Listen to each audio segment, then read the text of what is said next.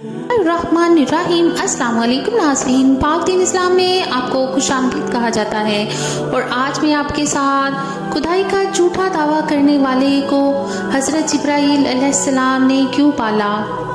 فرشتوں کے سردار حضرت جبرائیل علیہ السلام سامری جادوگر کو دودھ کیوں پلایا کرتے تھے؟ یعنی اس کافر سامری کو حضرت جبرائیل علیہ السلام نے کیوں پالا؟ اس کافر کو پالنے میں کیا حکمت تھی؟ ناظرین، سامری جادوگر کا یہ مکمل واقعہ اس ویڈیو میں آپ کے ساتھ شیئر کریں گے اور آپ کو بتائیں گے کہ سامری جادوگر کون تھا، لہٰذا ویڈیو کو سکپ کیے بغیر مکمل دیکھے گا تاکہ اس واقعہ کا مقصد آپ لوگوں تک آسانی سے پہنچ سکے۔ سامری کی پیدائش و پرورش شاہی نجومی کی پیش گوئی نے تخت شاہی پر برجمان فرعون کے بدصورت چہرے کو مزید بھیانک کر دیا تھا۔ درباری و مصاحب ہاتھ باندھے سر جھکائے بادشاہ کے کسی خوفناک حکم کے منتظر تھے کہ اچانک پرہیبت دربار کے وحشت زدہ ماحول میں فرعون کی غضبناک آواز گونجی، بنی اسرائیل کے تمام نوزائیدہ اور پیدا ہونے والے لڑکوں کو ذبح کر دیا جائے، کوئی لڑکا زندہ باقی نہ بچے۔ حکم شاہی کی فوری تعمیل کے لیے درباریوں کی دوڑیں لگ گئیں۔ اسرائیلی بستیوں کے گلی کوچوں میں فرعونی سپاہی گھر گھر تلاشی کے دوران معصوم بچوں کو ذبح کرنے میں مصروف ہو گئے۔ یہی وہ وقت تھا جب بنی اسرائیل کی بستی میں 2 بچے پیدا ہوئے۔ ان میں سے ایک کی ماں نے اللہ کے حکم پر اپنے لگتے جگر کو ایک ٹوکری میں لٹا کر دریا کی موجوں کے حوالے کر دیا، اور یوں وہ بچہ فرعون کے محل کے اندر پہنچ گیا۔ دوسرے بچے کی ماں نے فرعونی سپاہیوں کے ڈر سے بچے کو پہاڑ کے ایک غار میں بند کر دیا۔ اس نے اتفاق دونوں بچوں کا نام موسیٰ تھا۔ فرعون کے محل میں پہنچنے والا بچہ موسیٰ بن عمران علیہ السلام تھے، جن کی پرورش محل کے عالی شان ماحول میں فرعون کے ہاتھوں ہوئی، جبکہ دوسرے بچے کا نام موسیٰ بن ظفر تھا۔ پہاڑ کے بند غار میں اس کی پرورش حضرت جبرائیل امین نے کی۔ اللہ کے دشمن فرعون کی سرپرستی میں پلنے بڑھنے والا بچہ نبوت کے عظیم منصب پر فائز ہوا، جبکہ روح الامین حضرت جبرائیل علیہ السلام کے ہاتھوں پروان چڑھنے والا بچہ بدی کی علامت بن کر تاریخ میں برے الفاظ سے یاد کیا جانے لگا۔ ناظرین، سامری جادوگر کا یہ واقعہ تفسیر سابی میں یوں بیان ہوا ہے کہ سامری جادوگر حضرت موسیٰ علیہ السلام اور فرعون کے زمانے کا ایک مشہور جادوگر تھا۔ سامری کے ساحرانہ کمال کو آج تک تسلیم کیا جاتا ہے۔ قرآن میں سامری کا نام 3 بار استعمال ہوا ہے۔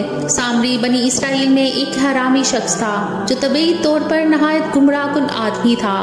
اس کی ماں نے برادری میں رسوائی و بدنامی کے ڈر سے اس کو پیدا ہوتے ہی پہاڑ کے ایک غار میں چھوڑ دیا تھا، اور حضرت جبرائیل علیہ السلام نے اللہ کے حکم سے اس کو اپنی انگلی سے دودھ پلا پلا کر پالا تھا، اس لیے یہ حضرت جبرائیل علیہ السلام کو پہچانتا تھا۔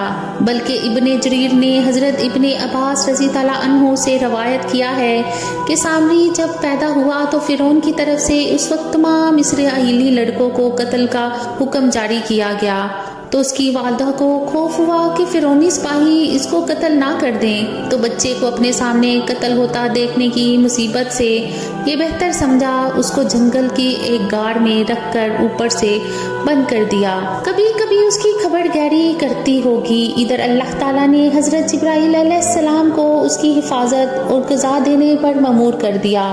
وہ اپنی ایک انگلی پر شہد، ایک پر مکھن، ایک پر دودھ لاتے اور اس بچے کو چٹا دیتے تھے، یہاں تک کہ یہ غار ہی میں پل کر بڑا ہو گیا، اور اس کا انجام یہ ہوا کہ کفر میں مبتلا ہوا اور بنی اسرائیل کو مبتلا کیا۔ پھر سامری کی ہلاکت کیسے ہوئی یہ بھی جان لیجئے۔ ناظرین، جن دنوں حضرت موسیٰ علیہ السلام کوہ طور پر منصب تھے تو سامری نے آپ کی غیر موجودگی کو غنیمت جانا اور یہ فتنہ برپا کر دیا کہ اس نے بنی اسرائیل کے سونے چاندی کے زیورات کو مانگ کر پگھلایا اور اس سے ایک بچڑا بنایا، اور حضرت جبرائیل علیہ السلام کے گھوڑے کے قدموں کی خاک جو اس کے پاس محفوظ تھی، اس نے وہ خاک بچڑے کے منہ میں ڈال دی تو وہ بچڑا بولنے لگا۔ پھر سامری نے مجمع عام میں یہ تقریر شروع کر دی کہ اے بنی اسرائیل، حضرت موسیٰ علیہ السلام خدا سے باتیں کرنے کے لیے کوہ طور پر تشریف لے گئے ہیں، لیکن خدا تو خود ہم لوگوں کے پاس آ گیا ہے اور بچڑے کی طرف اشارہ کر کے بولا کہ یہی خدا ہے۔ سامری نے ایسی گمراہ کن تقریر کی کہ بنی اسرائیل کو بچڑے کے خدا ہونے کا یقین آ گیا اور وہ بچڑے کو پوجنے لگا، اور 12,000 آدمیوں کے سوا ساری قوم نے چاندی سونے کے بچڑے کو بولتا دیکھ کر اس کو خدا مان لیا اور اس کے آگے سجدہ کر دیا، اس بچڑے کو پوجنے لگے۔ لہٰذا اللہ پاک کا ارشاد ہے کہ موسیٰ کے بعد اس کی قوم اپنے زیوروں سے ایک بچڑا بنا بیٹھی ہے، بے جان کا در تھا، وہ گائے کی طرح آواز کرتا۔ جب 40 دنوں کے بعد حضرت موسیٰ علیہ السلام خدا سے ہم کلام ہو کر اور تورات شریف لے کر بستی میں تشریف لائے اور قوم کو بچڑا پوجتے ہوئے دیکھا تو آپ پر بے حد غضب و جلال طاری ہو گیا۔ آپ نے جوش و غضب میں اپنے بھائی حضرت ہارون علیہ السلام کی داڑھی اور سر کے بال پکڑ کر گھسیٹنا اور مارنا شروع کر دیا اور فرمانے لگے کہ کیوں تم نے ان لوگوں کو اس کام سے نہیں روکا۔ حضرت ہارون علیہ السلام معذرت کرنے لگے۔ حضرت ہارون علیہ السلام کی معذرت سن کر حضرت موسیٰ علیہ السلام کا غصہ ٹھنڈا پڑ گیا۔ اس کے بعد آپ نے اپنے بھائی حضرت ہارون علیہ السلام کے لیے رحمت اور مغفرت کی دعا فرمائی۔ پھر آپ نے اس بچڑے کو توڑ پھوڑ کر اور جلا کر اور اس کو ریزہ ریزہ کر کر دریا میں بہا دیا۔ پھر اللہ تعالیٰ کا یہ حکم نازل ہوا کہ جن لوگوں نے بچڑے کی پرستش نہیں کی ہے وہ لوگ بچڑا پوجنے والوں کو قتل کریں۔ لہٰذا سامری سمیت 70,000 بچڑے کی پوجا کرنے والے قتل ہو گئے۔ اس کے بعد یہ حکم نازل ہوا کہ حضرت موسیٰ علیہ السلام 70 آدمیوں کو منتخب کر کے کوہ طور پر لے جائیں اور یہ سب لوگ بچڑا پوجنے والوں کی طرف سے معذرت طلب کرتے ہوئے یہ دعا مانگے کہ بچڑا پوجنے والوں کے گناہ معاف ہو جائیں۔ لہٰذا حضرت موسیٰ علیہ السلام نے چن چن کر اچھے 70 آدمیوں کو ساتھ لیا اور کوہ طور پر تشریف لے گئے۔ جب لوگ کوہ طور پر طلب معذرت استغفار کرنے لگے تو اللہ تعالیٰ کی طرف سے آواز آئی کہ اے بنی اسرائیل، میں ہی ہوں، میرے سوا تمہارا کوئی معبود نہیں۔ میں نے تم لوگوں کو فرعون کے ظلم سے نجات دے کر تم لوگوں کو بچایا ہے، لہٰذا تم لوگ فقط میری ہی عبادت کرو اور میرے سوا کسی کو مت پوجو۔ اللہ تعالیٰ کا یہ کلام سن کر یہ 70 آدمی ایک زبان ہو کر کہنے لگے کہ اے موسیٰ، ہم ہرگز آپ کی بات نہیں مانیں گے جب تک ہم اللہ تعالیٰ کو اپنے سامنے نہ دیکھ لیں۔ یہ 70 آدمی اپنی ضد پر بالکل اڑ گئے کہ ہمیں آپ خدا کا دیدار کرائیے، ورنہ ہم ہرگز نہیں مانیں گے کہ خداوند عالم نے یہ فرمایا ہے۔ حضرت موسیٰ علیہ السلام نے ان لوگوں کو بہت سمجھایا، مگر یہ شریر روح سرکش لوگ اپنے مطالبہ پر اڑے رہ گئے، یہاں تک کہ اللہ تعالیٰ نے اپنے غضب و جلال کا اظہار اس طرح فرمایا کہ ایک فرشتہ آیا اور اس نے ایک ایسی خوفناک چیخ ماری کہ خوف و ہراس سے لوگوں کے دل پھٹ گئے اور یہ 70 آدمی مر گئے۔ پھر حضرت موسیٰ علیہ السلام نے خداوند عالم سے کچھ گفتگو کی اور ان لوگوں کے لیے زندہ ہو جانے کی دعا مانگی تو یہ لوگ زندہ ہو گئے۔ اس پورے واقعہ کا ذکر قرآن پاک میں بھی کیا گیا ہے۔ ارشاد باری تعالیٰ ہے، اور اے موسیٰ، تم نے اپنی قوم سے آگے چلے آنے میں جلدی کیوں کی؟ کہا وہ میرے پیچھے آ رہے ہیں، اور اے پروردگار، میں نے تیری طرف آنے کی جلدی اس لیے کی کہ تو خوش ہو۔ فرمایا کہ ہم نے تمہاری قوم کو تمہارے بعد آزمائش میں ڈال دیا ہے اور سامری نے ان کو بہکا دیا ہے۔ اور موسیٰ غم اور غصے کی حالت میں اپنی قوم کے پاس واپس آئے اور کہنے لگے، اے میری قوم، کیا تمہارے پروردگار نے تم سے ایک اچھا وعدہ نہیں کیا تھا؟